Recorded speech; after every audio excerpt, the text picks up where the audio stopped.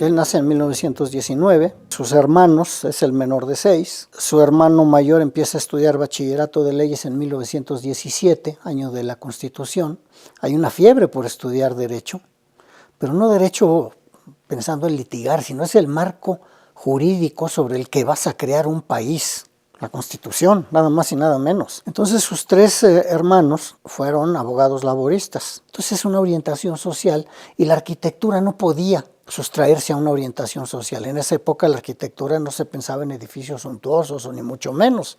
Se pensaba, después de la Revolución, en escuelas, en hospitales, en mercados. Mi abuelo era vendedor de libros de viejo, los vendían en la calle y se lo llevaban porque no tenían dónde dejarlo. Entonces cuando él hace los mercados, uno de ellos La Lagunilla, hizo 18 mercados. A los mercados les puso guardería, lo elemental que es la higiene, no solo sanitarios, sino regaderas. Y como él era director del Departamento de Conservación de Edificios de la SEP, les puso una primaria cerca. ¿Qué se logró con eso? Empoderar a la mujer, porque ya tenía las condiciones para poder trabajar. Esa es la visión social, además de que arquitectónicamente muy bien resueltos, con techos altos para iluminación y ventilación natural. Había que crear, y ya se hizo en los 60 con Liceo López Mateos, un gran programa de construcción de escuelas, pero con estructuras que se adapten al lugar y con el instructivo que sea fácil para entender para campesinos, para mineros, para la población analfabeta.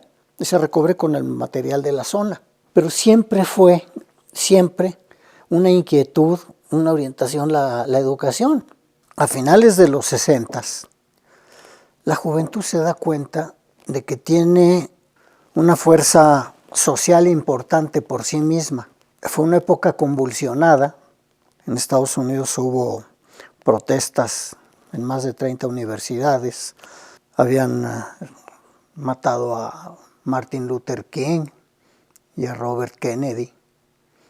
En América Latina hubo golpe de Estado en Perú, el 3 de octubre del 68, el 11 en Panamá, hubo toque de queda en Bolivia, en Uruguay. Recordemos que era la época de la Guerra Fría, estaba el muro de Berlín, Alemania eran 2 países, estaba la guerra de Vietnam, había una guerra civil en Nigeria, Biafra se quería independizar y hubo un genocidio tremendo. Estaba el apartheid en Rodesia y en Sudáfrica de una manera por demás indignante. Entonces los finales de los 60 pues fueron convulsionados y México no se sustrajo a esa conciencia de la juventud de representar una fuerza social por sí propia. En esa época el subsecretario de Enseñanza Superior era don Víctor Bravo Aguja, que había sido subsecretario de Educación Superior en época de López Mateos. Y se crean una universidad y un tecnológico en cada estado de la República. Pero no es una universidad más, la metropolitana. Tiene que ser identificada con México. Por eso tiene que estar, como lo expresa el logotipo, asentada en su tradición, abierta a nuevos pensamientos de los jóvenes, a los tiempos, a la tecnología, flexible, autónoma. Entonces una casa abierta al tiempo. Al requerir de una universidad con estas características, se tenía en mente quién podría encabezarla. Era crearla, no era entrar a una institución ya fundada, ya con una estructura. Las grandes empresas pues requieren de que se alineen los planetas, se alinearon. Pedro Ramírez Vázquez era coordinador de obras en el Estado de México y me platicó que en alguna gira del presidente Echeverría iba el presidente con el gobernador Carlos Jan González y detrás de ellos estaban en un autobús, Víctor Bravo Aguja y Pedro Ramírez Vázquez platicando de educación.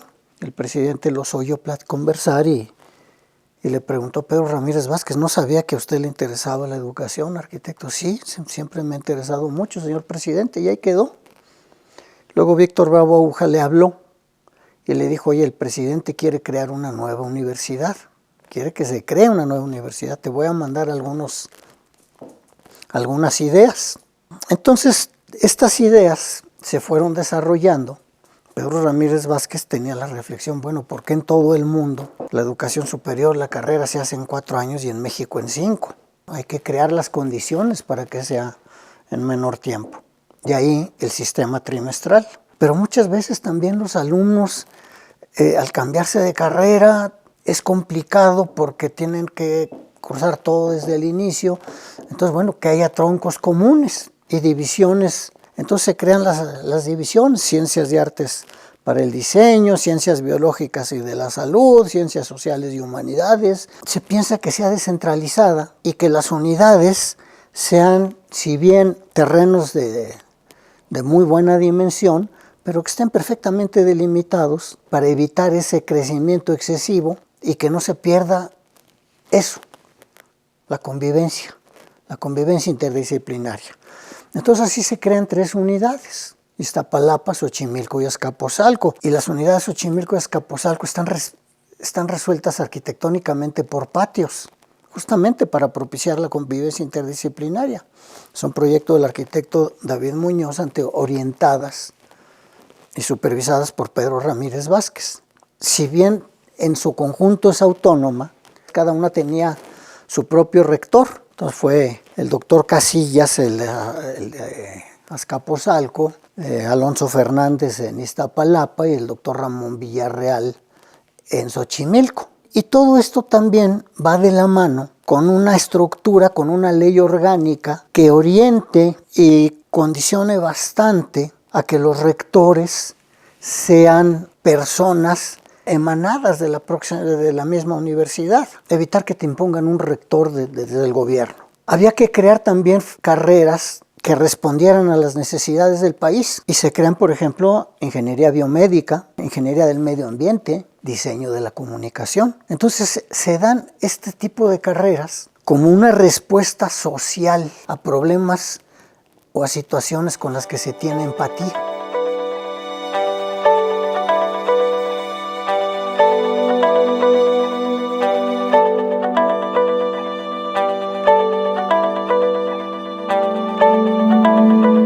Entonces vemos cómo la universidad trasciende sus fronteras afuera de las aulas, y por eso también había que fomentar mucho las actividades extraescolares. Por ejemplo, había muchas actividades que se promovían en diferentes deportes, conferencias, en simposios, en seminarios de diferentes temas, abiertos no solo a la matrícula universitaria, sino en general.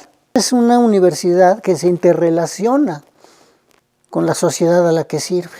Se ve en el golpe de Estado en Chile y muchos maestros que ni estaban involucrados en cuestiones ideológicas, ni mucho menos, pero se ven perseguidos, se ven acosados, y él les abre la puerta al magisterio. Entonces, con toda esta estructura de una educación asentada en la tradición, flexible y abierta, interdisciplinaria, abierta al tiempo, y así se crea.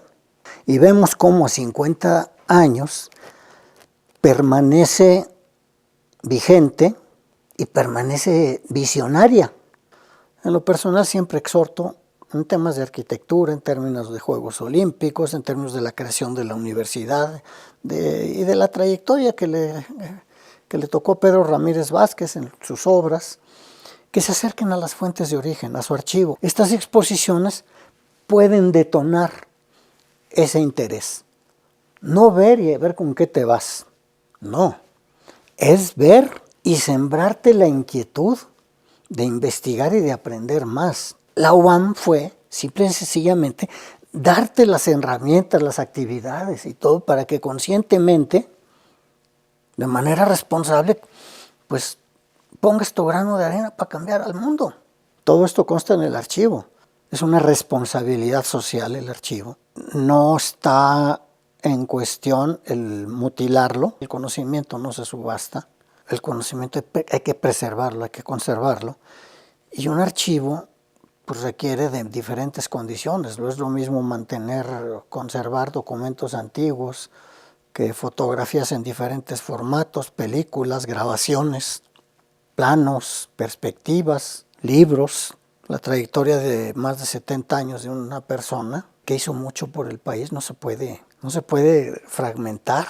A Pedro Ramírez Vázquez en alguna ocasión le preguntaron a algunos alumnos que querían hacer una maestría en arquitectura en universidades de Estados Unidos que cuál universidad él podía recomendar. Y él respondía que la mejor especialidad es conocer a la sociedad a la que se va a servir.